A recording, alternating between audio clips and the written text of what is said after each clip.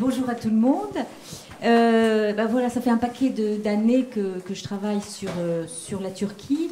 Et à chaque élection, c'est un peu le même refrain. Ce sont les élections les plus cruciales, les plus importantes, les plus essentielles que le pays a connues pour l'avenir du pays.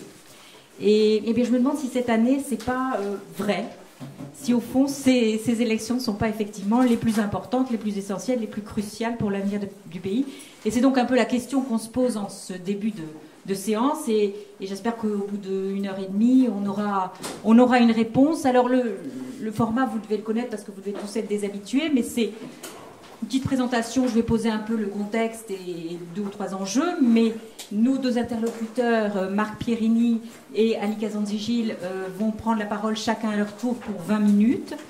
Et puis ensuite, et c'est un peu la spécificité des controverses, enfin des séances de l'EREMO, la parole est à la salle et vous avez beaucoup de temps pour poser toutes les questions.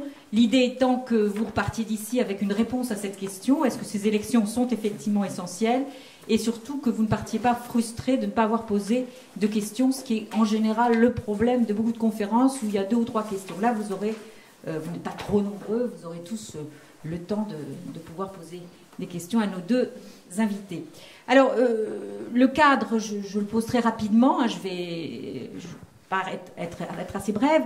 Donc, aujourd'hui, la situation de la Turquie, on sait que c'est quand même un pays qui est entouré par une situation extrêmement difficile, en Syrie, en Irak, la guerre, l'économie va mal, chute de la lire, un taux de croissance beaucoup moins élevé qu'il a pu être, le chômage, des investissements en baisse. Bon, bref, la situation économique ne va pas bien. D'ailleurs, l'opposition au parti au pouvoir, toute la campagne électorale de l'opposition au parti au pouvoir se base sur des questions économiques, hein, fait une campagne très économique. La société est extrêmement polarisée entre, disons, d'un côté l'AKP et de l'autre l'AKP qui est le parti de la justice et du développement au pouvoir depuis 2002, et puis les autres partis. Vous vous rappelez qu'il y a 2 ans, il y a eu un mouvement de révolte dans la jeunesse, et bien au-delà de la jeunesse, et à travers tout le pays, avec aussi des accusations de corruption vis-à-vis de certains dirigeants, dont l'entourage proche du Premier ministre d'alors, qui est maintenant président, Recep Tayyip Erdogan, dont l'image a été extrêmement détériorée ces 2 dernières années. Quels sont les enjeux de ces élections? Nos 2 invités vont y venir plus précisément. Moi, je pose juste 2 ou 3 éléments. Quoi qu'il en soit, il y a d'abord le renouvellement des députés de l'AKP. L'AKP, donc le parti de la justice et du développement qui est au pouvoir depuis 2002, avait inscrit dans ses règles qu'un député ne pouvait pas se représenter au-delà de 3 mandats. Ce qui fait que ce qui va se passer là, c'est qu'un tiers au moins des députés vont être des nouveaux députés et des hommes d'une 25, 30, 35 années qui ont grandi avec l'AKP, qui étaient des adolescents quand l'AKP est arrivé au pouvoir et qui sont ce qu'appelle souvent Erdogan de ses voeux, c'est-à-dire une génération AKP. Hein. Avant, le parti était un parti un peu ramasse-tout, il y avait du centre droit, tout le monde n'était pas des islamistes, comme on dit. Enfin, là, il y a vraiment une génération de députés qui va être beaucoup plus formée dans le moule AKP. Ça, c'est le premier enjeu. Le second point, c'est le plus essentiel dont tout le monde parle, c'est-à-dire que selon le score que fera l'AKP, elle aura ou pas plus ou moins les mains libres pour réécrire une constitution. Alors, en gros, si vous voulez, actuellement, elle a 312 députés, l'AKP a 312 députés sur cette 550 à l'Assemblée. Si elle en obtient 367, l'AKP, le gouvernement, le parti au gouvernement, peut écrire la constitution tout seul. Et s'il en obtient 320, il peut écrire la constitution et la soumettre. 330 députés pour soumettre le projet à référendum. Pardon, excusez-moi. Et actuellement, il y en a 312. Excusez-moi. Vous voyez, il faut que je fasse attention. Donc ça, c'est le 3e point. Et puis, le 3e enjeu, c'est aussi, est-ce que parti pourra gouverner tout seul. Bon, il y a certains chiffres qui disent qu'il pourrait être obligé cette fois-ci de faire une coalition, ce qui ne s'est pas vu depuis 2002. Voilà, donc ce sont un peu les grands enjeux. Je propose que ce soit, si vous le voulez bien Marc, Monsieur Ali Kazandzigil qui commence, qui va traiter des rapports entre la société civile, ce qui est un mot un peu nouveau en Turquie, hein, et le régime, entre guillemets, Erdogan. Alors Ali Kazandzigil est politologue, il a enseigné à la Middle East Technical University à Ankara, il dirige les programmes des sciences sociales et humaines de l'UNESCO, et il est actuellement co-directeur de la revue de géopolitique Anatolie, de l'Adriatique à la Caspienne. Et il a notamment dirigé l'ouvrage que j'ai trouvé dans ma bibliothèque, La Turquie d'une révélation à l'autre, chez Fayard, en 2013. Voilà, et que vous trouverez sûrement ici dans la librairie. Et puis celui-ci aussi, j'ai trouvé aussi ça dans ma bibliothèque, un tout petit livre, les questions. Non mais c'est très bien, idées reçues, c'est-à-dire toutes les bêtises qu'on raconte sur la Turquie, vous les cassez le cou à ces bêtises. À vous, alors 20 minutes, hein, pas plus, parce que sinon vous allez me faire mentir sur le temps. Ariane, vous avez déjà dit beaucoup de choses. Trop, ça y est. Non, pas du tout. Oui, il y a effectivement une situation difficile, presque chaotique en Turquie aujourd'hui. Enfin, le pays fonctionne, mais Erdogan est un leader charismatique et populiste, pour rester au pouvoir, il divise la société, il polarise. Son discours, c'est sans arrêt nous et eux. Nous, c'est-à-dire les musulmans, les conservateurs, le parti AKP, et les autres, parfois d'ailleurs, et les autres sont des vauriens ou je sais pas quoi. Et de temps en temps, d'ailleurs, il traite l'opposition d'ennemis. Et aujourd'hui, il contrôle complètement les chaînes de télévision, parce que le public, mais aussi le privé, puisque ce sont des groupes de médias qui sont des amis de l'AKP. Et donc, il exerce une pression très forte sur les médias, les journaux. Il y a très peu de journaux qui échappent à ces pressions. Et donc, c'est un leader, en quelque sorte, moi j'appelle ça la turque musulman. C'est-à-dire qu'il veut reproduire le modèle de ce chef de l'ensemble de la nation, respecté, adoré et aimé, en version musulmane, alors que la première version était laïque. Alors comment est-ce qu'on en est arrivé à cette situation? Parce qu'il y a eu aussi une période favorable de l'AKP, je vais y venir. Alors, en 2002, il y a eu une sorte de tremblement de terre politique en Turquie. Un parti qui a été créé à peine il y a un an avant les élections, en novembre 2002, a gagné les élections de manière à avoir une majorité absolue au Parlement. Et ce parti était issu du courant du mouvement islamiste turc qui date des années 70, avec à l'époque le chef historique c'était Erbakan, et deux jeunes leaders de ce parti, Erdogan et Gül, ont fait scission, et ils ont prétendu que leur parti n'était pas islamiste, c'était un parti conservateur mais démocrate. Ils se disaient démocrates conservateurs, et puis démocrates musulmans démocrates.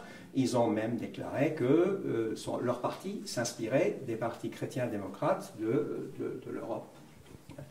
Et effectivement, pendant 5 ou 6 ans, entre 2002 et 2007 à peu près, ce parti s'est comporté comme un parti effectivement démocrate musulman, en n'insistant pas trop sur le côté islamique et en faisant des réformes démocratiques très importantes, avec l'objectif d'une ouverture des négociations avec l'Union européenne. Ils ont réussi, les négociations ont commencé en 2005. Et un autre très important processus qui a commencé en 2005, j'y viendrai, c'est que Erdogan a laissé la société, a commencé à réfléchir de manière critique et rationnelle sur son passé. Il y a eu une conférence internationale à Istanbul que les nationalistes vont ont voulu interdire, et Erdogan a soutenu cette conférence, sur les Arméniens ottomans. En fait, évidemment, le but de la conférence est de parler du génocide. Et c'est ce qui s'est passé. Et cette conférence a enclenché un processus dans la société qui continue.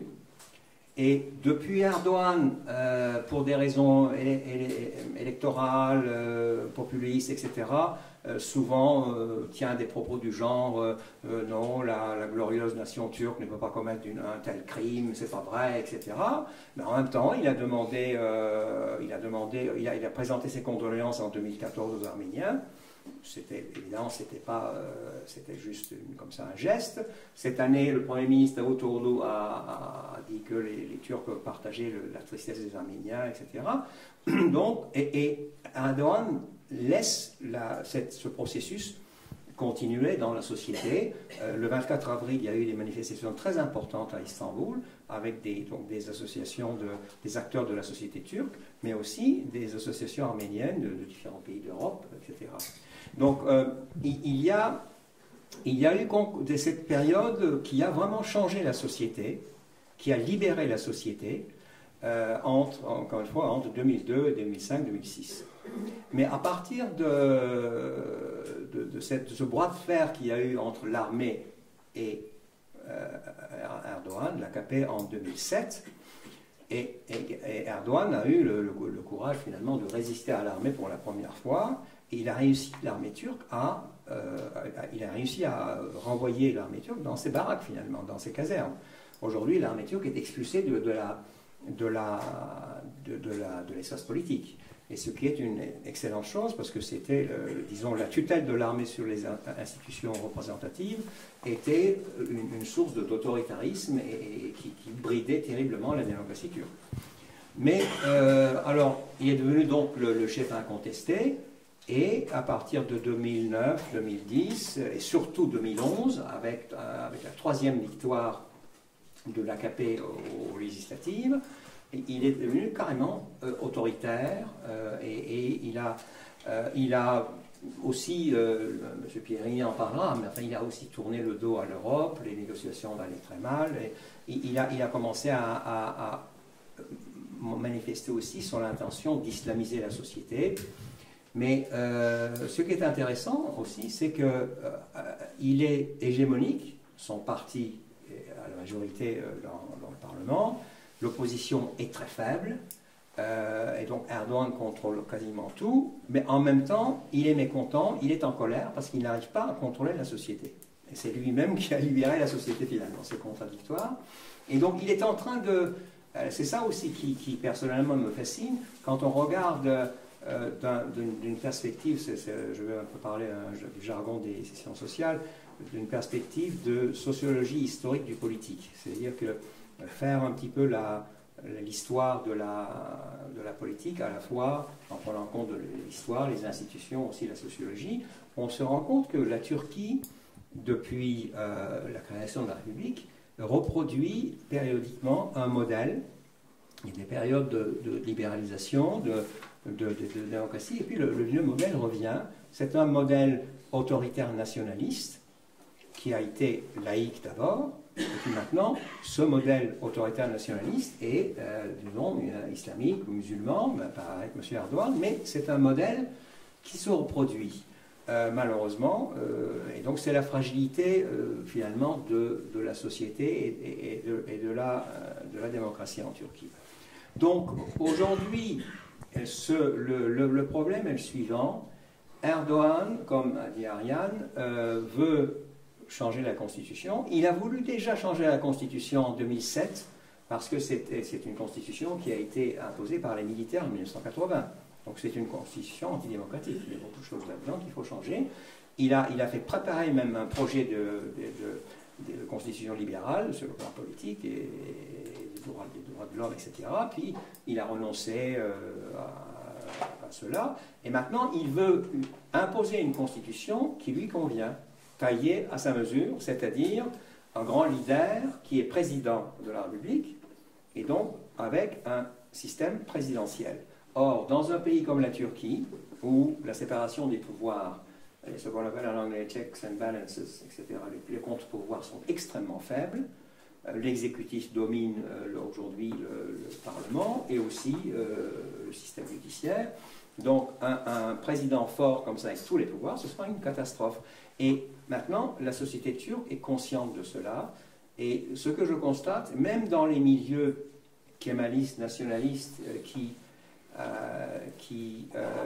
n'auraient jamais envisagé cela, il y a beaucoup de gens qui veulent voter pour le parti kurde, HDP. C'est un parti kurde qui est majoritaire, comme tous les autres partis d'ailleurs d'avant que les Kurdes ont créé, enfin les citoyens d'origine kurde de Turquie. C'est un parti qui a la majorité dans l'est du pays. Et donc, et l'AKP obtient en général depuis plusieurs années 30% quand même, c'est pas mal. Donc pour l'AKP, cette région est un réservoir de suffrages et de députés. Pourquoi? À cause du système électoral turc. C'est un système qui s'appelle le système DONT, D''H-O-N-T. C'est un monsieur belge qui a inventé ce système.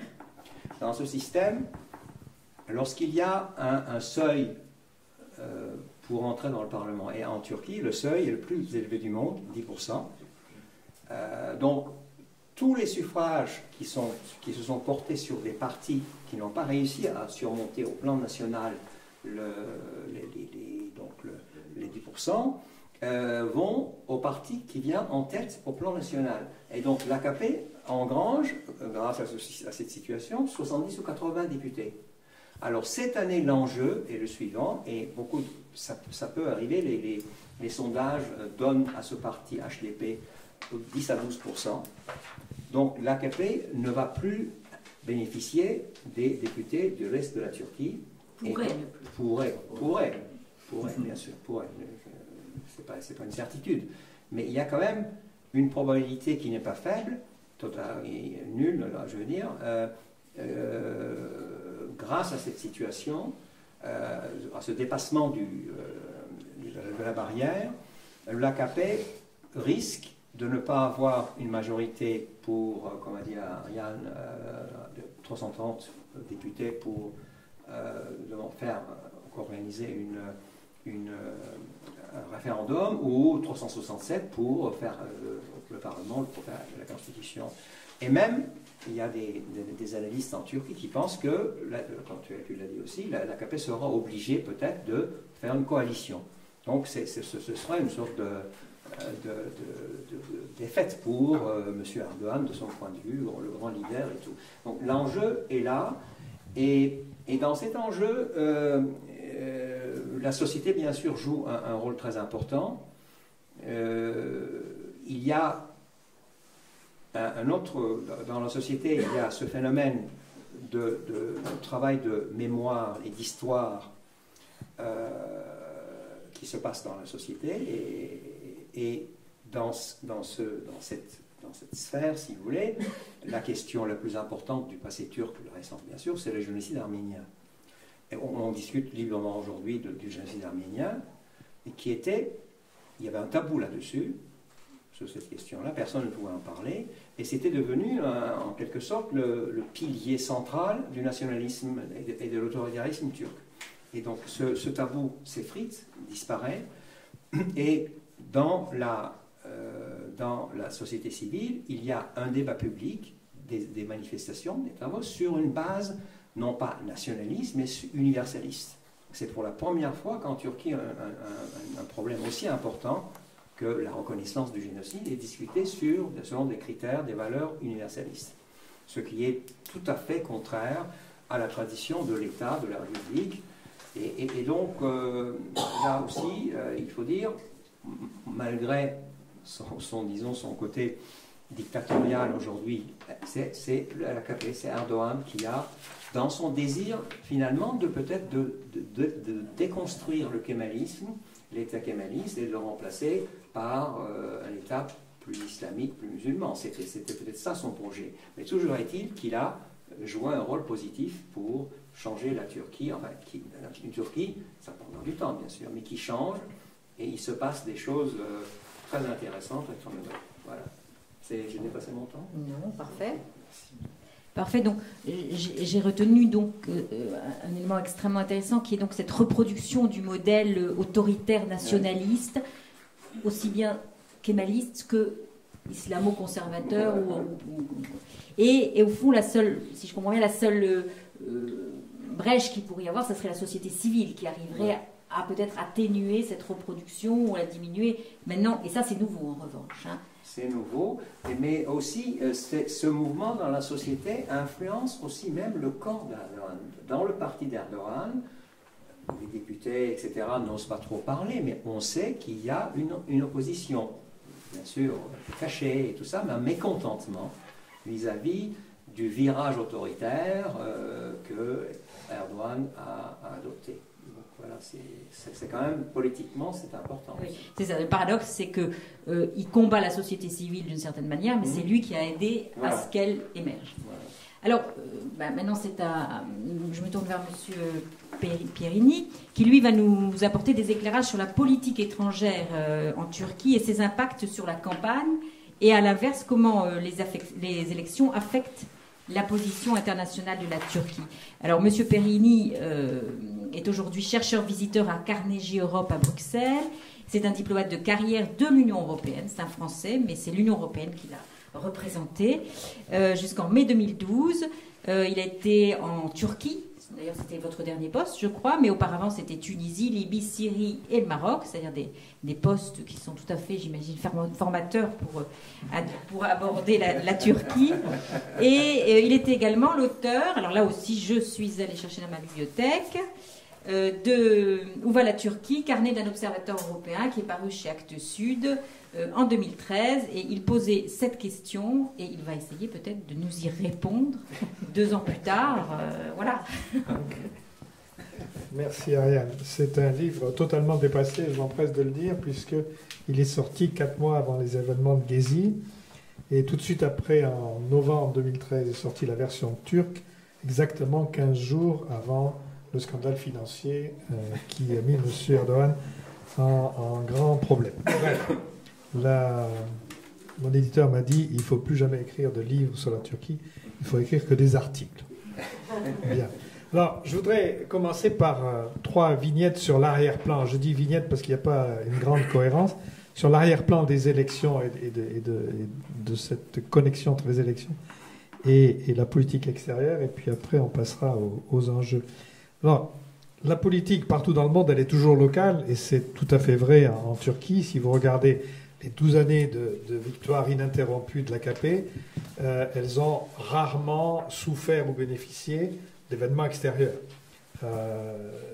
Ça s'est passé sur un discours très fortement turcocentrique, à part peut-être la façon dont, comme l'a dit Ali, le pouvoir s'est servi de la négociation avec l'Union européenne pour remettre l'armée dans les casernes, mais pour tout le reste, la politique étrangère n'a pas joué vraiment un grand rôle.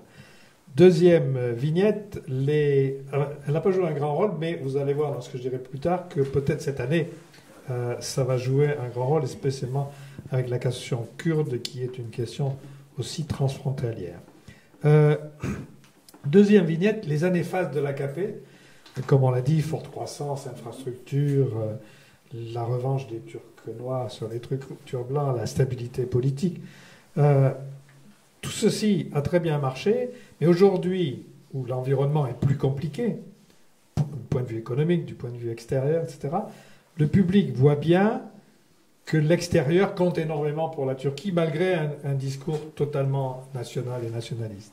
On le voit, et j'y reviendrai, sur l'investissement, sur la sécurité, etc. Et aujourd'hui, troisième vignette, avec cette dérive autoritaire du président de la République, le démantèlement de l'état de droit depuis plusieurs mois, avec la révolution anti-kémaliste, etc. Tout ceci crée une image très détériorée pour la Turquie à l'extérieur, et à l'intérieur, c'est un peu plus compliqué. C'est-à-dire que pour les milieux nationalistes, c'est très bien de taper sur l'extérieur, de critiquer les États-Unis ou l'Europe, et probablement ça coûte relativement peu dans les urnes, Mais en même temps, si ça va trop loin, genre divergence interne sur la politique économique, sur l'indépendance de la Banque centrale, etc., les gens voient bien qu'il y a un coût et qui est perceptible très vite. Alors maintenant, la politique étrangère dans ces élections. Bien. Comme l'a dit Ali, le point décisif, c'est si le parti kurde, HDP, rentre au Parlement ou pas. On est tous d'accord là-dessus. Ça, c'est ce qui va changer la donne en Turquie. Pourquoi, peut-on se demander, le HDP a fait le pari extraordinairement risqué de concourir comme parti, c'est-à-dire soumis à ce 10% au niveau national, alors que jusqu'à présent, ils ont concouru comme indépendants pour lesquels le 10% ne s'applique pas. Donc ils ont aujourd'hui 37 députés, ils en auraient 40, et pour le prix d'en avoir 60 ou 65, ils concourent comme parti. Bon, il y a des questions d'identité nationale qui jouent là-dedans, mais il y a aussi un facteur international très fort qui est la chute prévisible qui n'est pas arrivée de Kobané. Kobané, comme vous savez, c'est l'un des districts kurdes en Syrie, où, bien sûr, les familles sont réparties de part et d'autre de la frontière, donc c'est un sujet extrêmement sensible. Et quand l'État islamique a attaqué le canton de Kobané, qui est l'un des trois, mais qui a une discontinuité territoriale, la Turquie a décidé d'accepter les civils, donc les femmes, les enfants et les vieillards, et de laisser les combattants de l'autre côté, et de refuser aux Kurdes irakiens, pendant très longtemps, de venir aider les Kurdes syriens, et refuser aussi des livraisons d'armes américaines. Et ça, c'est peut-être une erreur qui coûtera très cher à M. Erdogan, parce que vous avez tous vu ces images en octobre, en novembre, où il y avait des foules entières massées sur les collines de Suruç, qui est la partie turque de cette frontière, regardant la bataille de Kobané aux jumelles. Mais tout ça, ce sont les mêmes familles ou les mêmes ethnies. Et donc, cette façon qu'a eu le pouvoir de traiter les Kurdes syriens, le YPD, le parti et son aile combattante, de terroristes, a eu un prix majeur chez les Kurdes turcs. Donc ça, c'est un point qui pourrait faire une différence. L'autre aspect où la politique étrangère pourrait avoir une influence sur les élections, c'est que avec la crise autour de la Turquie, au sud-est de la Turquie, et avec les problèmes économiques, le public voit bien que l'ancrage de la Turquie, c'est l'Occident. L'ancrage sécuritaire, c'est l'OTAN et les États-Unis, avec notamment le déploiement des batteries de missiles pour protéger contre les Scud du régime Assad. Et l'économie, à travers l'union douanière pour le commerce, à travers l'investissement, à travers la technologie, c'est l'Europe.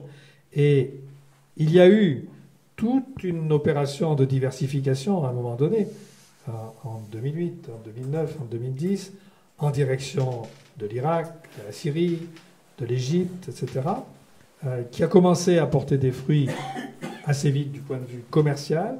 Évidemment, tout ça s'est écroulé avec le printemps arabe, avec la guerre en Syrie, avec la brouille avec l'Égypte, avec l'écroulement de l'État unitaire irakien, plus le fait que les plus gros partenaires alternatifs de la Turquie, comme la Chine ou l'Inde, voire la Russie, ne font pas vraiment confiance à la Turquie. Donc, cette diversification n'a pas eu lieu, essentiellement. Et donc, les gens aujourd'hui se rendent compte que pour se protéger de la folie d'Assad, c'est l'OTAN, et pour continuer à vendre des produits, importer de la technologie et du capital, c'est l'Europe. Donc, le discours électoral est très anti-européen, occasionnellement anti-américain, quoique dans une moindre mesure, mais la réalité est tout autre. Et donc, peut-être que là, la réalité internationale pourra peser. Et donc, à la fin du compte, la politique turque aujourd'hui, elle est écartelée entre les ambitions du président Erdogan, j'y reviens, et les dures réalités. Les dures réalités, c'est celles que je viens d'évoquer, l'OTAN, l'Union européenne, d'autres aspects, et je reviendrai sur l'OTAN dans une seconde. Et les ambitions du président Erdogan, elles sont à la fois extérieures, l'indépendance de la Turquie, la puissance du milieu, si je puis dire, le leadership du monde musulman, que personne ne leur a demandé, mais que pendant longtemps, le discours officiel a mis en avant. Rappelez-vous de la phrase de M. Davutoglu quand il était ministre des Affaires étrangères: aucune feuille ne peut bouger sur les arbres du Proche-Orient sans le consentement de la Turquie. Bon. Comme vous avez vu, elles ont beaucoup bougé et sans rien demander à la Turquie. Aujourd'hui, la Turquie se précipite à Riyad pour faire partie de la coalition montée par l'Arabie Saoudite contre Assad. Donc, on est un peu à front renversé. Et puis, il y a les ambitions internes qui sont bien sûr la présidence exécutive, l'autoritarisme, etc., qui appellent de facto un recul de l'état de droit, donc une antinomie très forte avec l'Union européenne aujourd'hui, et naturellement encore plus de polarisation. Alors, on ne l'a pas beaucoup évoqué, mais vous vous rappelez peut-être que durant les manifestations de Gezi, donc en juin 2013, on a entendu toutes sortes de choses. C'est le lobby financier, c'est-à-dire New York, c'est le New York Times, c'est la Lufthansa, c'est le lobby juif, et je ne sais plus quoi d'autre encore. Et donc toutes sortes de théories du complot, qui marchent plutôt bien d'ailleurs en Turquie, il faut le reconnaître, avec un certain public, mais qui sont totalement antinomiques avec l'ancrage international de la Turquie. Alors maintenant, on ne nous a pas demandé de pronostic, non? C'est bien ça, hein? On ne va pas faire de pronostic, mais je crois que la seule certitude de ces élections, quand on les regarde d'un point de vue international, d'un point de vue de relations internationales, c'est qu'il y aura forcément un climat d'incertitude pendant un bon bout de temps après les élections. Pourquoi? Parce que soit l'AKP reste le parti dominant et peut former un gouvernement sans coalition, alors ça veut dire qu'ils seront très proches des 330 ou au-dessus des 330, et donc du référendum, et donc il faudra conduire une nouvelle campagne électorale qui va durer grosso modo une année, et pour gagner cette campagne électorale, il faudra plus de nationalisme et plus d'anti-impérialisme, d'anti-européen, etc., etc. Donc il y aura une tension qui va persister. Si, à l'inverse, il y a une coalition, le président sera encore plus nerveux parce qu'il aura beaucoup plus de difficultés à obtenir un régime présidentiel, étant donné que les trois partis d'opposition aujourd'hui ont tous, en tout cas à ce jour, ont tous déclaré qu'ils étaient contre le régime présidentiel. Alors peut-être certains sont plus farouchement contre que d'autres, mais en tout cas, il y aura un problème. Et c'est là où moi j'ai une inquiétude, c'est-à-dire que théoriquement, d'un point de vue des relations internationales, et si on regarde la politique interne turque avec un peu de bienveillance, on se dit, et si l'on écoute l'AKP aussi d'ailleurs, on se dit, toute cette animosité, cette vocation électorale, c'est purement interne, à ceci près qu'aujourd'hui, qu'est-ce qui est interne ou pas interne, ça n'existe plus vraiment. N'importe quel discours au fin fond de l'Anatolie orientale est évidemment répercuté dans le monde entier au bout de 5 minutes. Mais l'AKP continue à dire, non, vous inquiétez pas, on va se remettre en bon terme avec l'Occident juste après les élections. Mais ça veut dire quoi, en bon terme? Ça veut dire reprendre des relations diplomatiques normales avec Israël. Avec tout ce qu'on a dit, ça paraît un peu délicat. Ça veut dire régler la question de Chypre, sur laquelle on revient depuis des lustres, mais il ne s'est jamais rien passé. Ça veut dire l'Arménie, comme a expliqué Ali. Et ça veut dire l'Union européenne.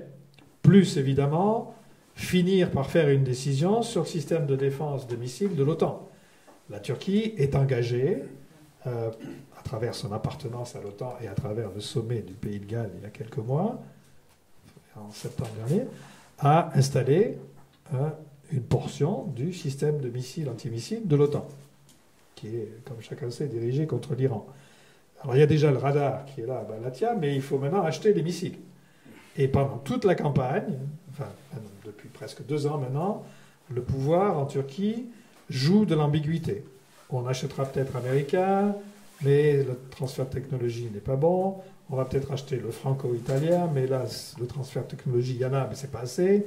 Et finalement, ce sont les Chinois qui sont les meilleurs, à la fois du point de vue du prix, sauf que, comme vous pouvez vous imaginer, un système chinois sera totalement incompatible avec le système de l'OTAN, parce qu'on ne va quand même pas s'échanger les logiciels avec l'armée chinoise. Et donc, non seulement il n'y aura pas de décision compatible avec les obligations de la Turquie au sein de l'OTAN, avec ses engagements librement souscrits, mais en plus, il y aura un trou dans le système de défense de l'OTAN. Il faudra bien remplacer par d'autres choses. Et donc ça, ce serait vraiment l'option nucléaire, si je puis dire. Donc, tout le monde vous dit aujourd'hui, dans les milieux dits informés, vous inquiétez pas, ça va bien marcher. Et dès le 15 juin ou le 30 juin, on va vous annoncer l'achat de soit américain, soit franco-italien. Voilà, j'espère évidemment. Mais vous voyez bien qu'on est sans arrêt en train de passer d'une ambiguïté à l'autre. Et ça risque, pour moi, de devenir le régime permanent. C'est-à-dire, dans l'état où nous sommes aujourd'hui, la Turquie ne va pas pouvoir se passer ni de l'OTAN et des États-Unis pour la sécurité, ni de l'Union européenne pour l'investissement, le commerce et la technologie. Donc elle continuera à en avoir besoin. Mais si on est dans un climat électoral renouvelé d'un an, avec un référendum extraordinairement difficile pour Erdogan, il aura bien sûr besoin de tout le vote nationaliste et donc il va taper sur l'Occident.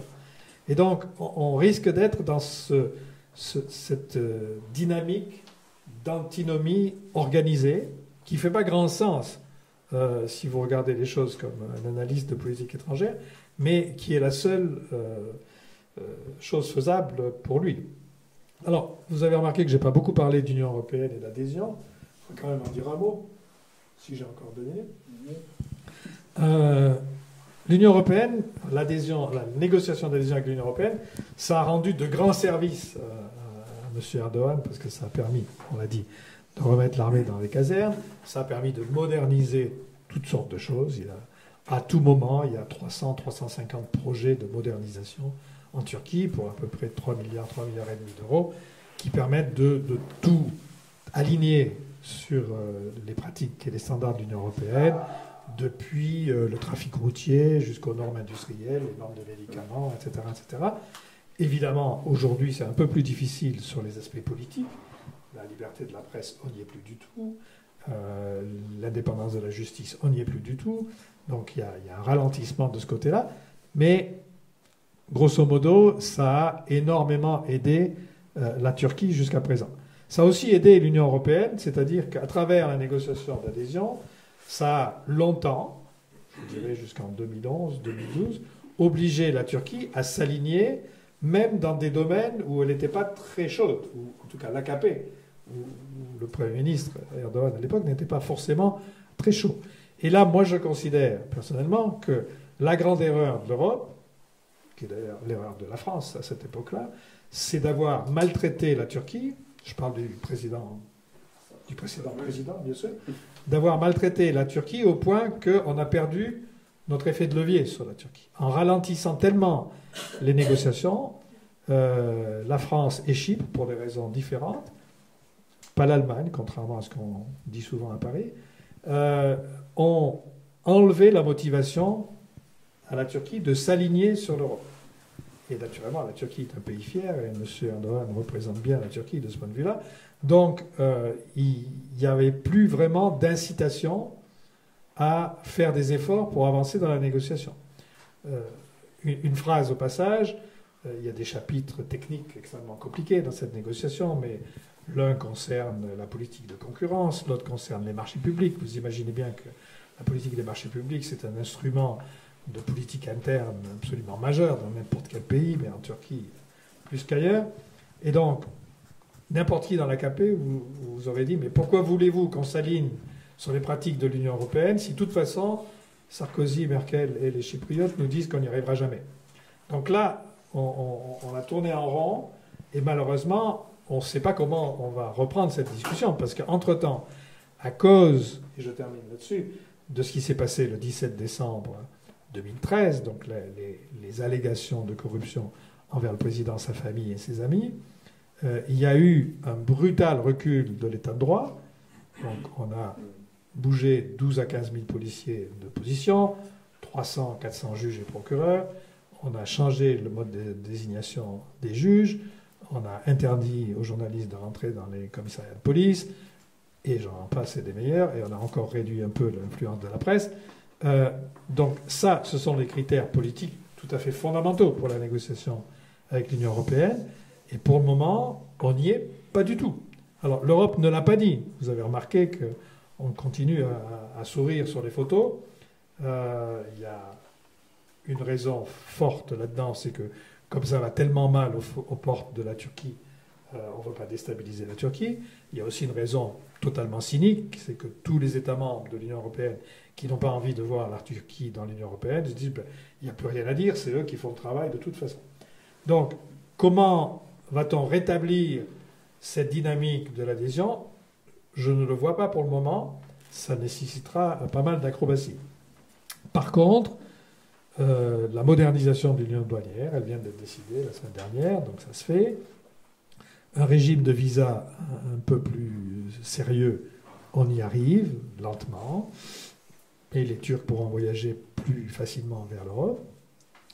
L'accroissement des programmes comme Erasmus, etc., qui a un succès colossal, on y est. Et bien sûr, la nouveauté la plus importante, c'est la coopération antiterroriste. Ça ne marche pas idéalement, mais ça marche beaucoup mieux qu'il y a seulement une année. Voilà, je m'arrête là. Merci. En vous écoutant, je me disais, est-ce qu'au fond, il n'y a pas une schizophrénie turque? Je ne suis pas médecin, mais vous l'avez dit. Bon, donc si vous voulez bien, on passe aux questions. Je crois que c'est ce qu'il y a de... Bonsoir. J'ai une question concernant l'opposition, le principal parti d'opposition, le GLP, puisqu'on se dit finalement qu'après l'exposé que vous avez réalisé, c'est incroyable qu'avec tout le scandale de corruption, la révolte de Gezi, la perte possible, ou du moins probable, d'une partie de l'électorat kurde, Erdogan arrive à se maintenir au pouvoir. On se dit que finalement, même s'il y a une certaine censure des médias, une autocensure des médias, voire même des fraudes dans certains cas, je pense notamment aux élections municipales en Ankara, normalement, ça devrait profiter au GLP. Il devrait, à défaut de gagner, au moins progresser très fortement. Et on voit qu'il ne progresse pas. Bon, il y a plusieurs raisons. Moi, je voulais vous poser une question sur les alliances. En fait, maintenant, la théorie du GLP, c'est de pas renier, mais mettre en second plan l'héritage kémaliste et d'afficher une ligne social-démocrate. Son leader, Kemal Kılıçdaroğlu, revenait encore là-dessus la semaine dernière. On est un parti social-démocrate, on va devenir un vrai parti social-démocrate. Le problème, c'est que ce n'est pas très cohérent avec sa politique des alliances, parce que pour être social-démocrate, il faudrait qu'il se recentre à gauche, donc plutôt se rapprocher du HDP, le HDP, qui lui est un parti qui proclame de moins en moins cette kurdicité, mais de plus en plus l'opposition démocrate à la politique autoritaire de Erdogan. Mais dans les faits, on constate que le GLP, c'était le cas pour les élections municipales en Ankara, c'est également le cas pour la présidentielle, il s'allie avec le parti ultranationaliste, qui est plus à droite que le FN, si c'est encore possible en Turquie, le MHP. Donc pour vous, en fait, quel est l'avenir du GLP? Est-ce qu'il va arriver à choisir un modèle d'alliance, soit avec le HDP, soit avec le MHP, ou alors est-ce que le parti va finalement exploser entre la branche où Sadje, les nationalistes qui vont rester sur le modèle kémaliste, nationaliste et autoritaire, ou la branche, on va dire, un peu plus libérale du kémalisme, qui va rejoindre une grande mouvance plus à gauche. Merci. Allez, je vous laisse la parole. Est-ce que le vrai problème, c'est pas Erdogan, finalement? Est-ce que c'est pas l'opposition?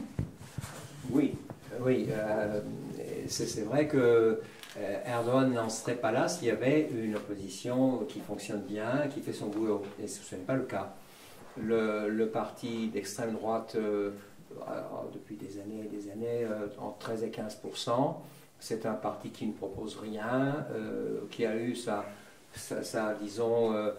ces années de visibilité, de vouloir dans les années 70, quand il y a eu cette guerre civile, quasi-guerre civile, entre l'extrême gauche et l'extrême droite, le gouvernement, l'armée, l'État, etc., soutenant l'extrême droite. Et puis, depuis, c'est un parti qui n'a aucune signification. Et évidemment, pour le CHP, c'est une absurdité que de s'approcher de ce parti d'extrême droite. Le problème de CHP, c'est que... Est-ce que vous pouvez expliquer, pour ceux qui ne connaissent pas, ce que c'est que le CHP, le Parti républicain du peuple? Alors, c'est le parti historique créé par Mustafa Kemal dans les années 20, qui a dirigé seul le pays jusqu'en 1950. En 1946, on est passé au système multiparti. Et en 1950, pour la première fois, l'opposition a gagné les élections. Mais depuis, ce parti a toujours continué. Au départ, toujours nationaliste, exclusivement nationaliste, etc. Et puis, dans les années 70, il y a eu un leader social-démocrate, mais aussi nationaliste, disons gauche nationaliste. C'était Ecevit. Ecevit a réussi, il a gagné les élections, c'était une bonne orientation finalement pour la Turquie, mais ça n'a pas duré, Ecevit a quitté le parti, et depuis, ce parti est divisé entre, comme vous avez souligné, entre deux ailes, une aile social-démocrate, mais qui reste quand même nationaliste, qui rechigne devant l'idée de faire une alliance avec les Kurdes, etc. Et de l'autre côté, une aile avec des gens au cerveau totalement fossilisé qui vivent en 1920, 1930. Bon, c'est totalement nul. Donc c'est un parti qui n'a pas d'avenir. Je crois que c'est un parti qui, moi personnellement, je n'attends, je veux dire, depuis le temps qu'Erdogan, effectivement, a commencé sa dérive autoritaire, ils auraient pu s'élever contre lui.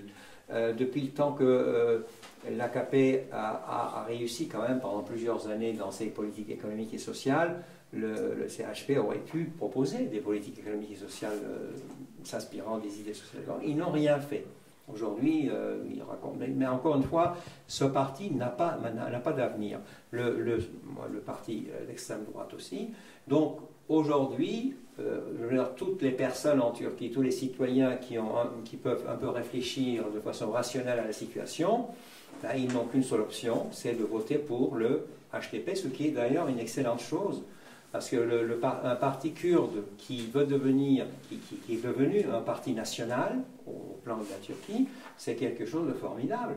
Et ce parti, s'il passe les 10%, il y aura un espoir d'arriver peut-être à une solution politique avec une large autonomie pour la région kurde, avec une assemblée régionale, etc.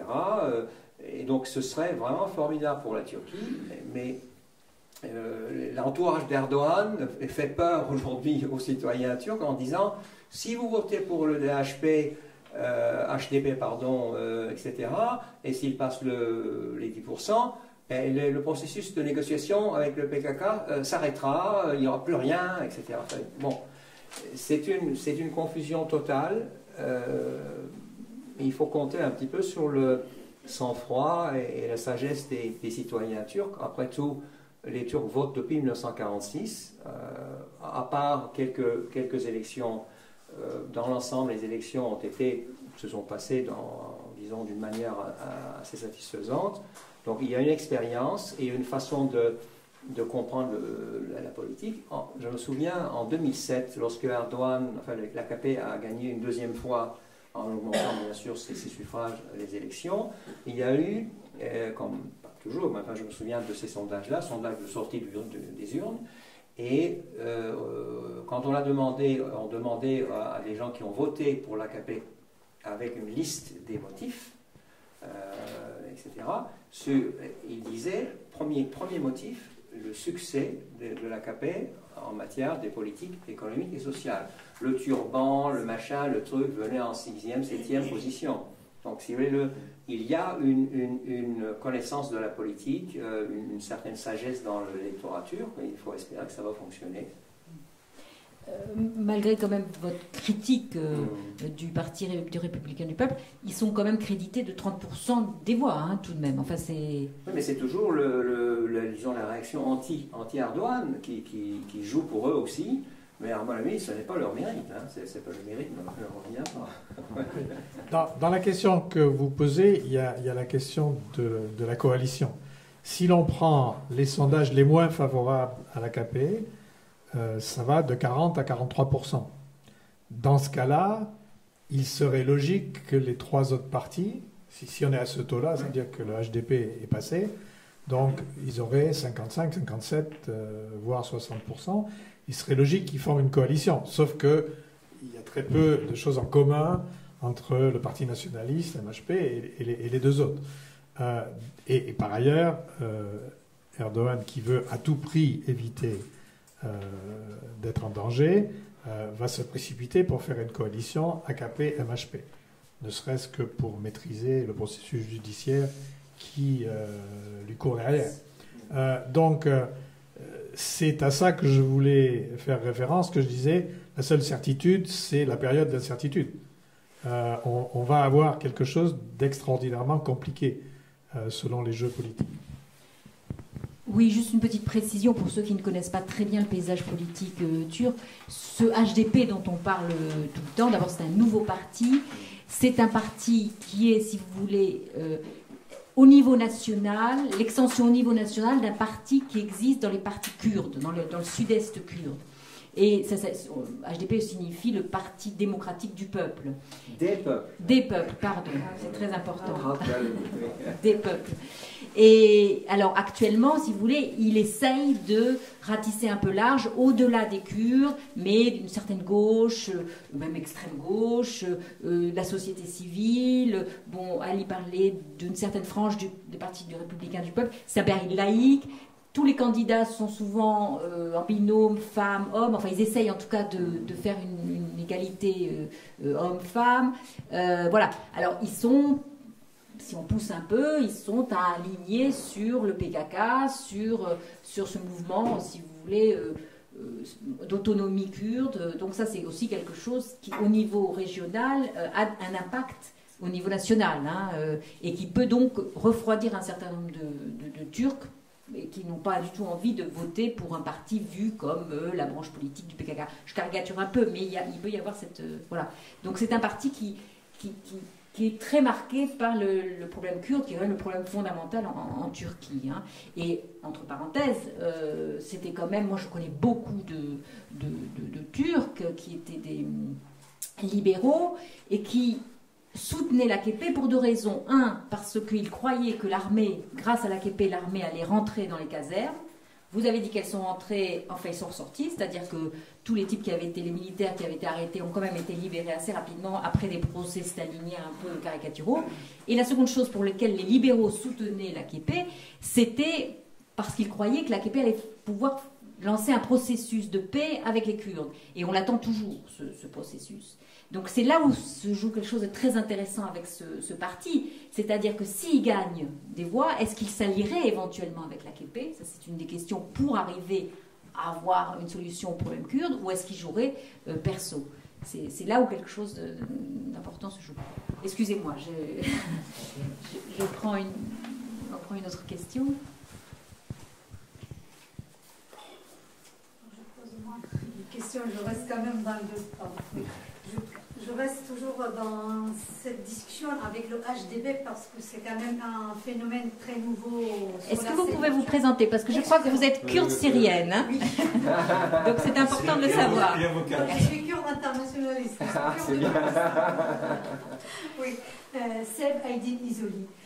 Donc oui, je reste dans cette discussion concernant le HDP parce que vous avez raison de dire que l'handicap de ce parti, c'est qu'il vient d'une formation d'un autre parti, le BDP, Parti pour la démocratie et pour la paix, qui était à l'origine un parti kurde, c'est toujours les mêmes acteurs, mais avec une vision effectivement tournée vers la solution des problèmes kurdes, et ses revendications étaient essentiellement la langue kurde, je ne sais pas, une sorte d'autonomie, tout cela.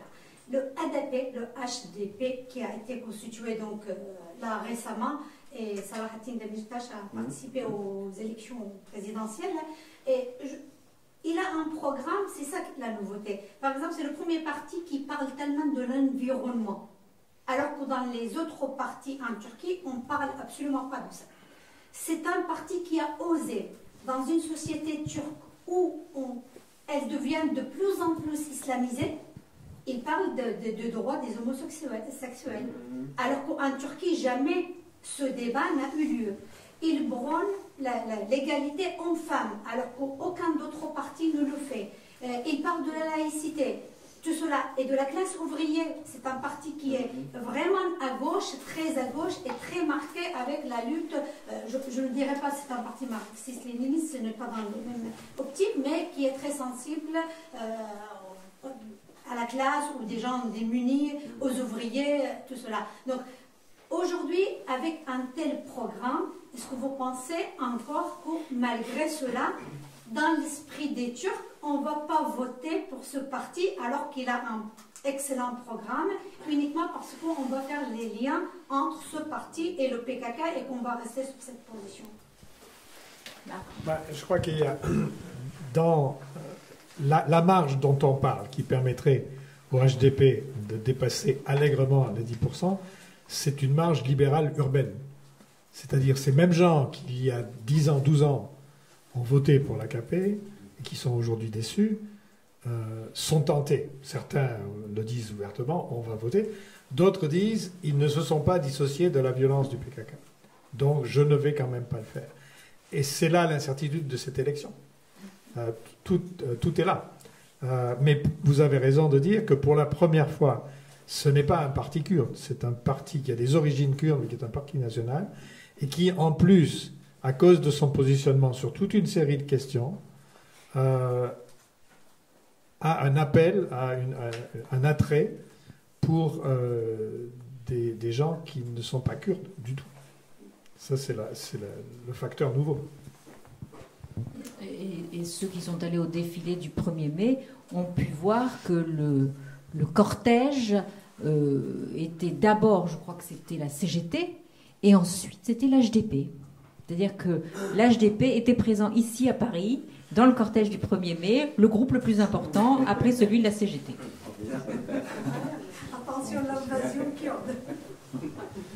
Mais je pense justement que, pour des raisons que vous avez signalées, c'est-à-dire leur prise de position sur la laïcité, sur l'égalité homme-femme et tout, ce parti, qui est carrément de gauche, bien sûr, de gauche démocratique, séduit, disons, les élites modernisées, des élites urbaines.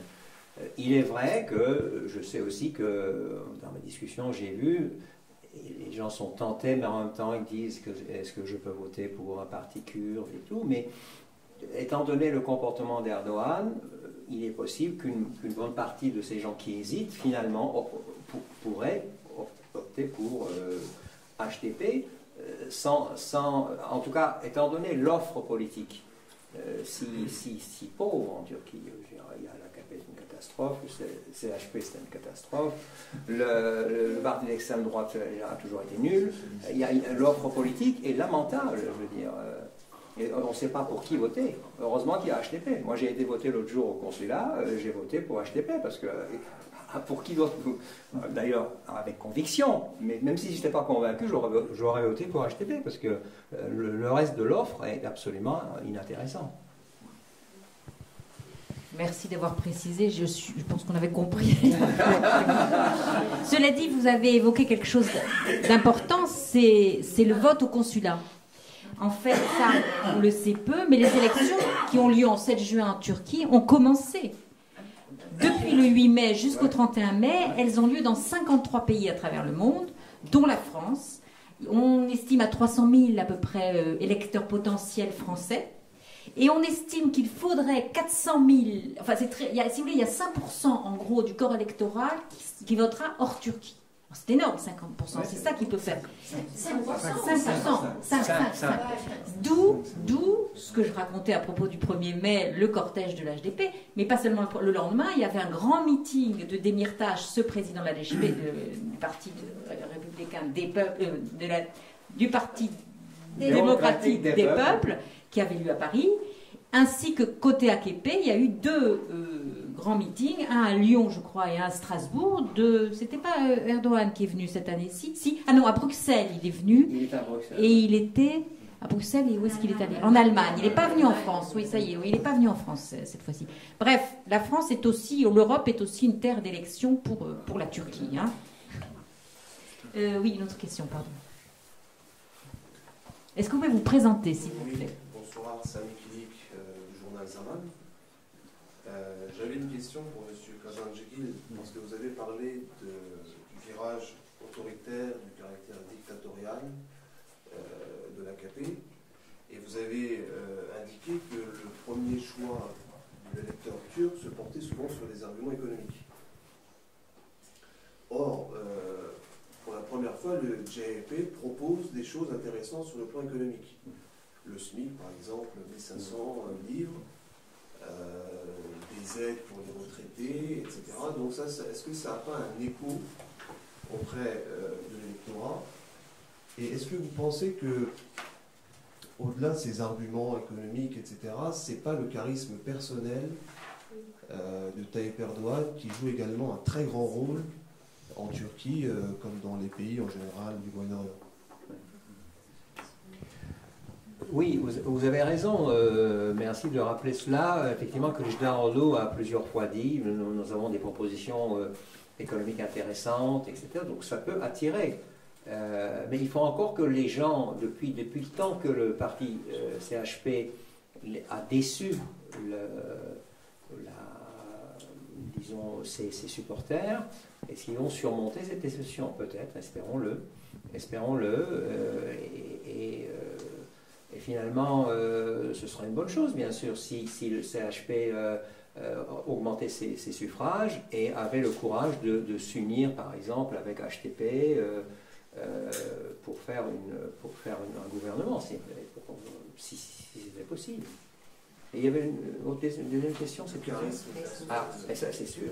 C'est sûr qu'il y a, je suis toujours, moi, un peu adepte des analyses de longue durée.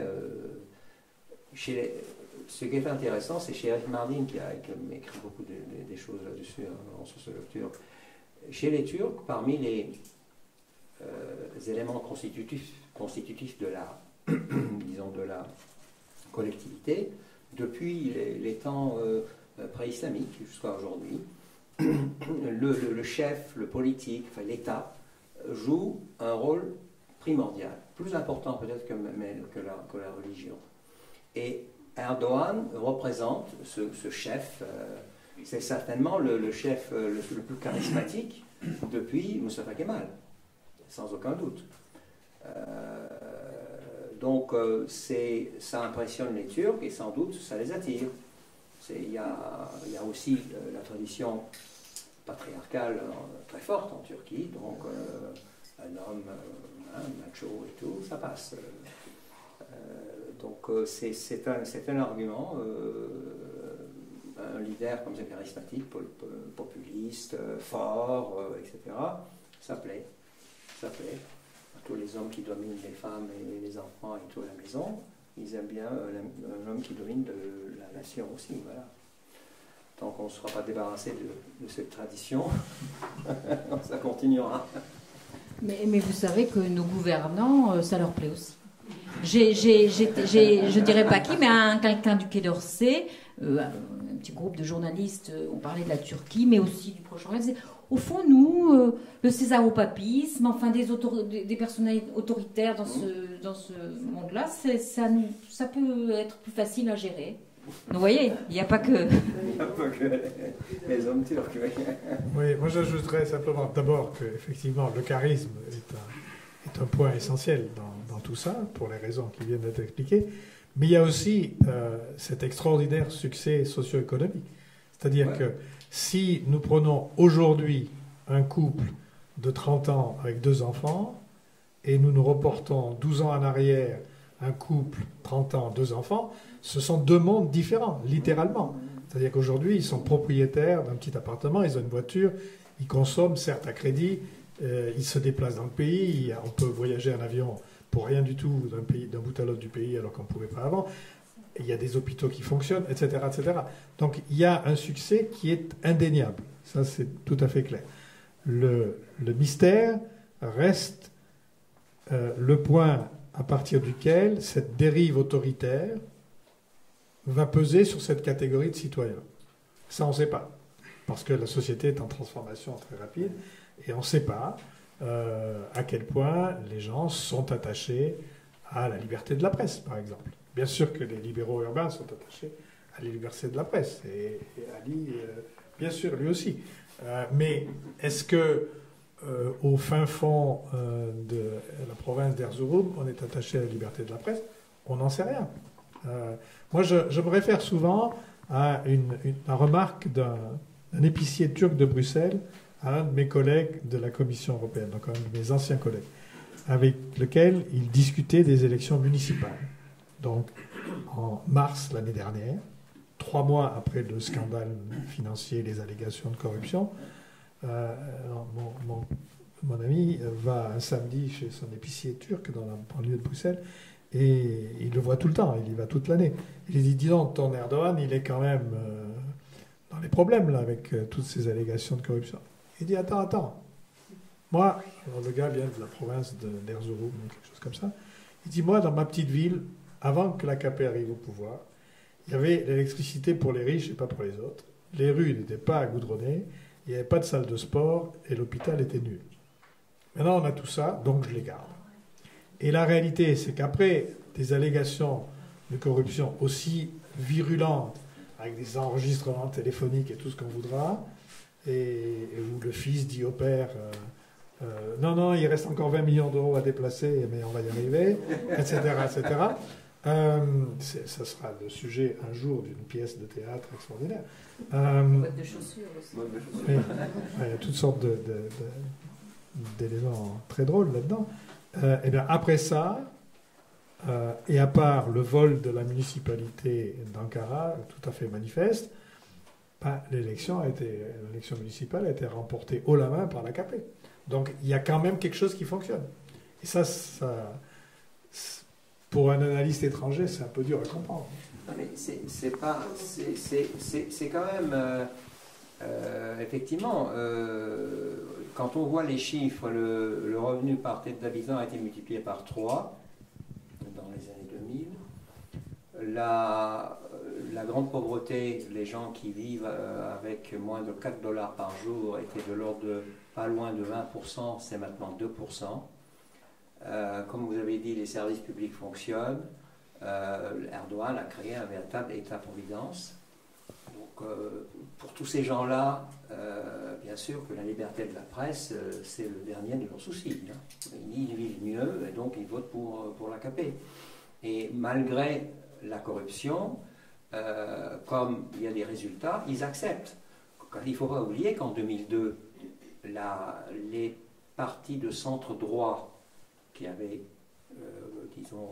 gouverné la Turquie pendant des années ont été balayés pour justement, à la fois pour des questions de corruption, mais surtout aussi pour leur inefficacité. C'est-à-dire que corruption plus efficacité, ça passe. Corruption plus inefficacité, ça passe pas. Donc c'est une donnée incontournable. Et puis Erdogan joue sur la grande faiblesse de la République kémaliste. C'est le combat culturel, le Kulturkampf, on dit en allemand, hein, la guerre des cultures. Et bien la République a laissé tomber la télé profonde, les musulmans, les gens qui ne savaient pas lire et écrire, en disant vous êtes des nuls, vous êtes des réactionnaires, vous êtes des bons à rien, des paresseux, etc. Ils ont été humiliés depuis des décennies. Et aujourd'hui, ils ont une élite politique et économique, les entrepreneurs anatoliens, donc il y a un réseau de PMI, PME, etc. en Anatolie. Ils ont aussi, à travers Erdogan, lui-même, il vendait des journaux tous les jours après l'école pour aider sa famille, dans le quartier pauvre d'Istanbul. Donc Erdogan représente un peu leur fierté aussi. Hein. Il faut aussi prendre en compte ces questions culturelles et collectives. Ils vendaient des journaux ou des simites? Je sais pas. Peu importe. C'est important. S'ils vendaient des journaux, déjà on peut. Est-ce qu'il y a une autre question? Oui, ça marche.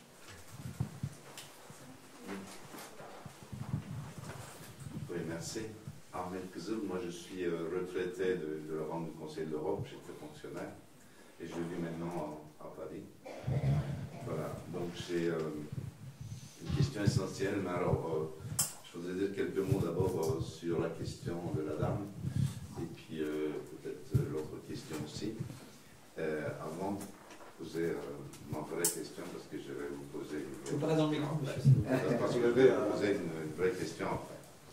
Alors, ce parti HDP, effectivement, il a une sympathie. Alors, ça c'est évident. Cette sympathie vient certainement de son leader, Demirtas, et qui est jeune et qui...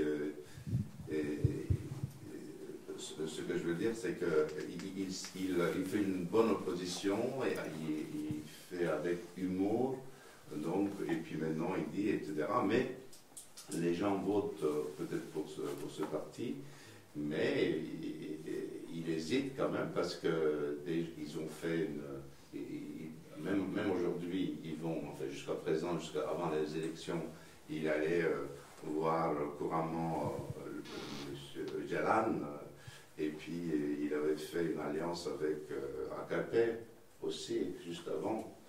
Donc, alors que l'opposition actuelle, c'est contre la AKP, et que si les gens votent en fait, du côté de l'ouest de la Turquie, je veux dire, c'est que c'est pour pas que AKP obtienne plus de 330 députés, et aussi peut-être pour la sympathie de son leader. Mais les gens pensent toujours que c'est quand même un parti ethnique, un parti kurde. Voilà, donc ça c'est la première question, première réflexion.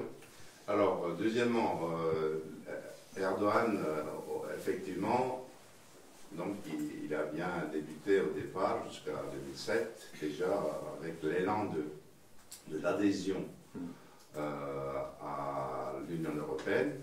Donc il a fait pas mal de progrès, donc il a fait confiance de toute l'Europe, tout l'Occident, et que l'Occident avait le feu vert, et puis d'ailleurs on a bien vu économiquement, l'orientation était sur la Turquie pas mal, et donc c'était au départ là-dessus, avec évidemment, il y a une répartition des richesses aussi, qui était un peu partie vers le milieu de l'Anatolie, vers les observateurs, etc. Et il a joué aussi pour obtenir cette image de Baba, en fait, du père. Du père de la nation. Les Vled Baba, c'est une tradition chez les Turcs, parce que ça vient peut-être de l'Empire ottoman, parce que là, c'est le padishah qui donnait tout, au fait. Devlet Baba, c'est-à-dire l'État, oui. père, l'État, le père de la nation. C'est l'État qui donne, c'est le père, il y a cette tradition, et Erdogan, il a donné. Il a donné quand même, il a donné en tant que charbon, en tant que l'alimentation, et il a fait ça jusqu'à présent. C'est-à-dire que là, disons que sur les pauvres, il a fait beaucoup plus qu'un parti socialiste.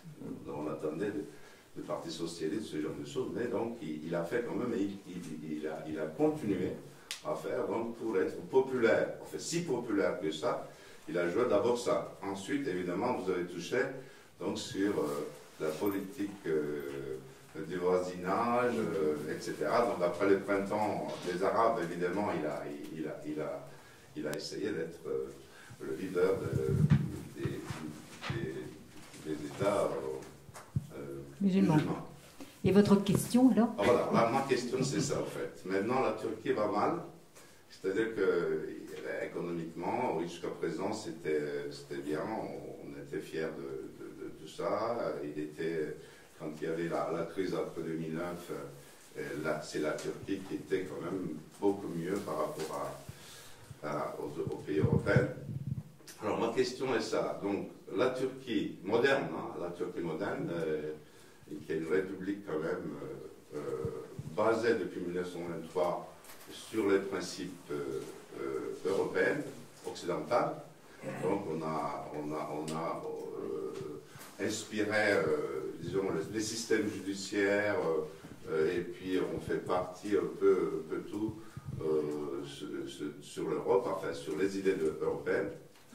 nous faisons partie de l'OTAN, nous faisons partie de plusieurs institutions européennes, et la Turquie a la face vers l'Europe depuis Atatürk. En fait, c'est d'ailleurs l'orientation est faite par lui-même. Alors aujourd'hui, il y a la guerre juste à côté. Il y a au sud, nous avons un grand problème. Il y a mais votre question, excusez-moi, quelle est la question? Il y a les terroristes, je viens. Il y a 2 millions de Syriens immigrés en Turquie. Alors 2 millions. Au départ, la France, les États soutenaient.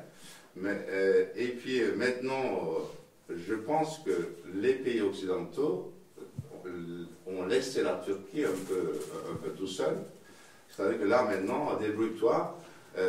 Comme tu vois, jusqu'à présent, elle faisait partie. Maintenant, ma question, disons, quel est le soutien des Européens? Quelle est la responsabilité des pays européens? Et est-ce que les pays européens dorment tranquilles dans leur lit? D'accord. Est-ce qu'il n'y a pas une Il y a un responsabilité danger quand même qui s'appelle Daesh. Voilà. L'État islamique. C'est ça. Voilà. C'est trop facile de dire que c'est la faute de la Turquie. Est-ce qu'on n'a pas une responsabilité? Désolé. Écoutez, Monsieur Pierini, parce qu'il y aura peut-être une autre question. Mais j'ai bien compris la question. Alors, je vais vous dire quelque chose que j'ai fait en 2011, quand j'étais encore ambassadeur de l'Union européenne en Turquie. Et vers la fin de l'année 2011, il y avait à peu près 8000 réfugiés syriens en Turquie. Et le scénario le plus sombre était 100 000. Comme vous l'avez dit, on est aujourd'hui à plus de 2 millions. Alors, j'ai fait ce que l'Union européenne fait tout le temps. Je suis allé proposer l'aide de l'Union européenne pour les réfugiés. Ça a été refusé. Ça a été refusé avec mon successeur en 2012. Pourquoi? D'abord parce qu'il y avait ce réflexe, la Turquie s'en sortira toute seule. Il y a la FAD, l'organisation des aides d'urgence, etc. Il y a beaucoup de capacités. Mais il y avait aussi le fait que le raisonnement au ministère des Affaires étrangères, c'était, on sait bien comment vous, les Européens, et d'ailleurs les Américains et les Nations Unies travaillaient. Vous travaillez à travers des ONG, Médecins sans frontières, X, Y et Z. Et si on en accepte 10 aujourd'hui, on en aura 100 demain. Et c'est le chaos le plus total. On n'en veut pas. Et on en voulait d'autant moins qu'il y avait des camps d'entraînement de certains groupes rebelles syriens. Oui, enfin, il y en avait plusieurs. Alors, depuis, la Turquie n'a jamais accepté l'aide européenne. Elle a accepté d'avoir des coordinateurs européens. Et elle a accrédité, je pense, 15 à 20 ONG européennes sur son territoire. Donc, ce qui se passe aujourd'hui, c'est que, alors que la Jordanie a joué le jeu depuis le départ, et le Liban un peu plus tard, et je vous rappelle que le Liban et la Jordanie, en proportion de la population, ont évidemment infiniment plus de réfugiés que la Turquie, eh bien, vous avez un déséquilibre flagrant. La Jordanie reçoit X fois de l'Union européenne ce que reçoit la Turquie, et la même chose pour le Liban. Alors, on n'est plus dans la phase d'urgence extrême, on est maintenant dans une phase qui est plutôt de moyen et de long terme. Vous avez des gens qui sont installés, pas tous dans des camps. Dans les camps, c'est la minorité. Ils sont souvent, ils louent, ils dépensent une vie entière d'épargne pour se loger. Ils font des petits boulots. Et vous avez le problème de garder ces gens pour 5 ans ou pour 10 ans. Parce que quand peut-on dire que la crise syrienne sera résolue et que ces gens auront envie de retourner? Donc, il y a un problème de coopération internationale pour l'éducation, la santé et le logement de ces gens-là. Et ça, c'est un problème très compliqué, beaucoup plus compliqué qu'en Jordanie ou au Liban, parce qu'en Jordanie ou au Liban, les enfants vont dans le système éducatif jordanien ou libanais. En Turquie, c'est pas la même chose, parce que le système est en turc et il parle arabe. Et c'est très difficile pour le système turc de s'adapter et d'inventer tout d'un coup un système d'éducation en arabe. Donc on a un vrai problème qui ne peut se résoudre que par une conférence spécifique. Il y en a eu une toute petite en octobre ou novembre, je ne sais plus, à Berlin. Et ça, c'est un des vrais problèmes. Parce que si on laisse la situation en l'état, on a des enfants qui sont là, pour certains, depuis 3 ans, qui ne connaissent qu'une chose, c'est un, la maison a été détruite, et deux, mon frère aîné a été assassiné. Donc on est en train de fabriquer une génération de djihadistes. Donc là, il faut que ce lien se rétablisse entre l'Europe et la Turquie.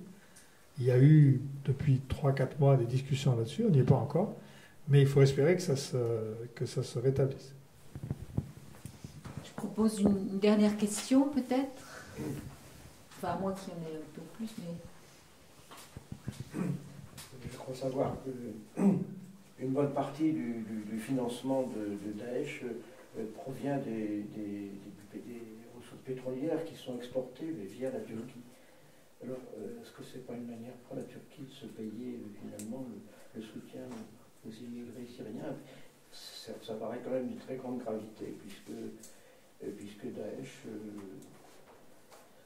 prolifère, si j'ose dire, achète des armements, etc., enfin, grâce à ses ressources. Ouais, il y a plusieurs choses. Il y a le transit des djihadistes, il y a le transit des armes et il y a l'exportation de pétrole. Ça fait beaucoup. Ça va un peu mieux aujourd'hui qu'il y a 1 an ou 2, mais on est très loin d'une fermeture de la frontière. Et il y a à cela plusieurs raisons.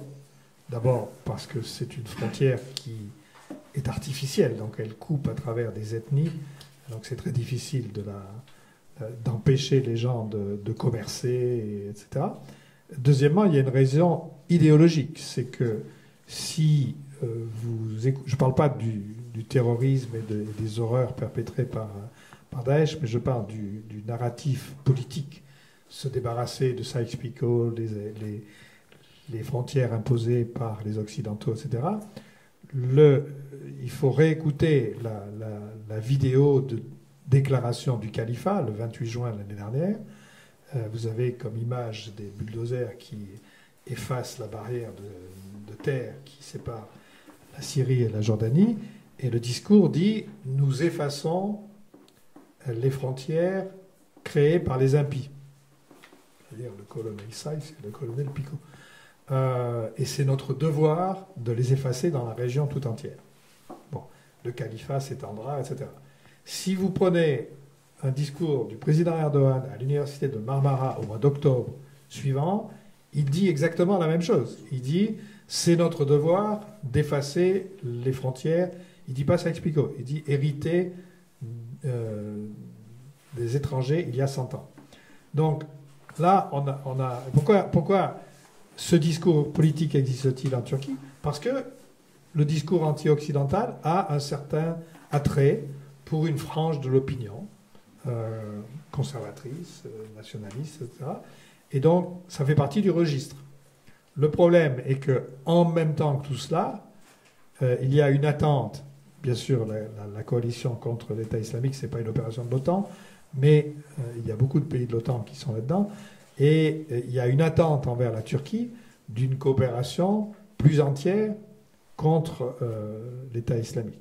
Si vous regardez la bataille de Kobané, militairement, elle est devenue une absurdité en termes de technique militaire à cause de la Turquie. La Turquie ayant refusé la livraison d'armes aux Kurdes syriens, ayant refusé les renforts des Kurdes irakiens, pendant tout un temps, après ils les ont permis, la coalition a été obligée de détruire Kobané depuis les airs, en utilisant des bombardiers stratégiques, ce qui pour une guérilla urbaine, vous avouerez, est un peu bizarre. Mais pourquoi? Parce que la Turquie a refusé l'appui au sol rapproché, c'est-à-dire des hélicoptères d'attaque. Alors là, vous avez un discours qui est dual.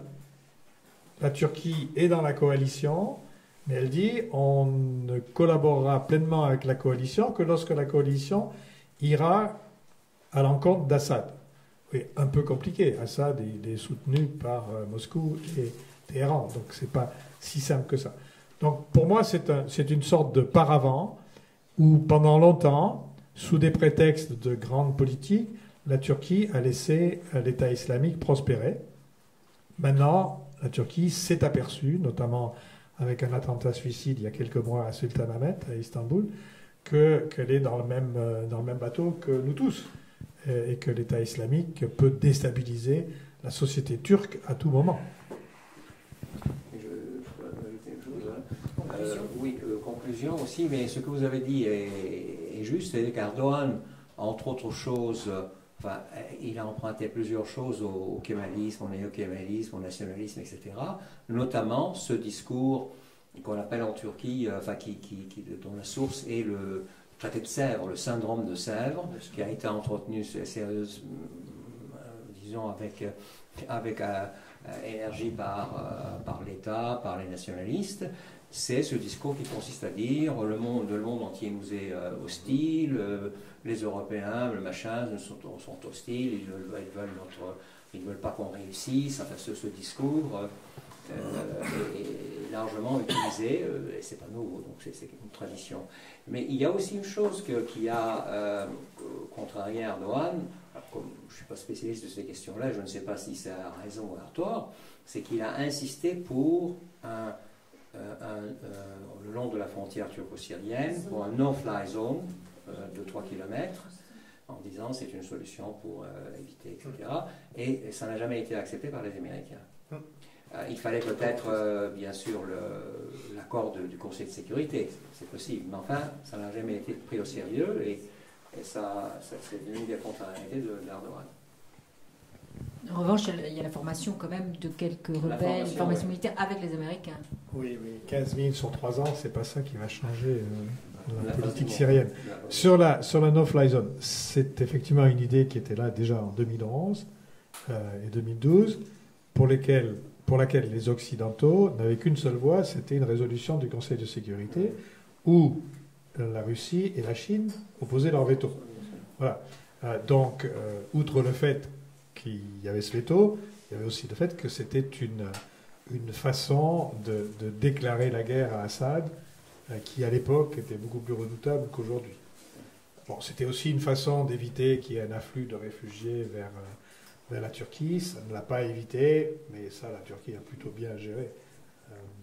Donc le vrai problème, là, c'est qu'on est dans une guerre par intermédiaire. C'est la Russie qui s'oppose à l'Occident. Enfin, c'est dire que... Je crois que là, on va... Juste une chose, il y avait quand même... Les Américains ont snobé. Il y a un chef d'État qui a soutenu, c'est Hollande, finalement. Je passe à... Bon, alors, s'il y a encore... Monsieur, peut-être parce que vous n'avez jamais encore parlé, quoi. Excusez-moi. C'est chaud. Premièrement, excusez-moi, mon français, je ne suis pas français, donc c'est turc. Et là, comme un jeune turc peut-être qui va voter, je peux faire une petite conclusion si vous me permettez. Et là, premièrement, peut-être comme une réponse à madame qui a dit peut-être si on va voter pour HTP. Et là, il y a pour moi, et à mon avis, dans la plupart des Turcs, des jeunes ou de ma génération, il y a une ambiguïté dans HDP ou la politique d'HDP. On ne peut pas distinguer le PKK et la politique d'HDP et de parti. Donc, on peut penser encore que la partie a encore des relations avec PKK, ou bien ça sert encore à PKK, soi-disant comme ça. Et là, autrement, pour la coalition, on peut dire que on se souvient très bien de la coalition dans les années de la fin de 1990, où on voyait 3 partis, dont CAP, MEAP et ANAP. Et là, on a vu l'incapacité de coalition de gouverner finalement, et à la fin de laquelle on a vu la grande crise de 2003, et après laquelle on a vu AKP au pouvoir. Donc, on ne peut pas dire que les gens veulent vraiment la coalition non plus. Mais on ne peut pas aussi dire qu'on veut CAP ou MEAP, car CAP, on a vraiment vu l'incapacité de produire de nouvelles choses. Et MEAP, c'est tout autre chose. Il y a une petite partie des gens qui votent aveuglement. Sinon, on ne vote non plus pour ça. Donc, pour conclure, pour moi, par exemple... On vous laisse conclure, vous êtes turc, donc c'est à vous conclure. Peut-être ça ferait être intéressant. Donc, c'est pour ça, coalition HDP, rien, il n'y a pas de bonne solution. Il n'y a pas une bonne solution. Malheureusement, on ne va pas Donc il y a une partie apolitique qui ne vote pas, donc ce n'est pas une partie négligeable. Donc c'est aussi important. Vous rejoignez M. Marc Pierini qui dit l'incertitude, c'est la seule chose qui continue sûre. depuis des dernières années. Mais aussi il y a des choses qui sont bien vues comme économiquement, socialement. Aussi il y avait des partis dangereux comme Feto Dracula finalement ou les militaires. Donc il faut en parler aussi, qu'on a vu des choses ou qu'on a passé des choses qui auraient pu vraiment être dangereuses. D'accord. Et ça aussi, ça a aidé aux gens pour AKP, voter pour AKP, je peux dire. Merci. Donc, si je comprends bien, c'est plutôt votre choix, c'est plutôt AKP alors, hein? Non, on ne peut pas dire, non plus. Ça serait bien, on aurait un bon éventail là. Il y a des choses qu'on avait, je ne parle pas, on en parle depuis longtemps, donc je ne vais pas ajouter. Merci, en tout cas, bravo pour votre français, parce que c'est impeccable. Ouais, hein. Il ne fallait pas s'excuser. Voilà. Bah, écoutez, merci à tout le monde de toutes ces questions. Ça va, je le poserai après. En particulier.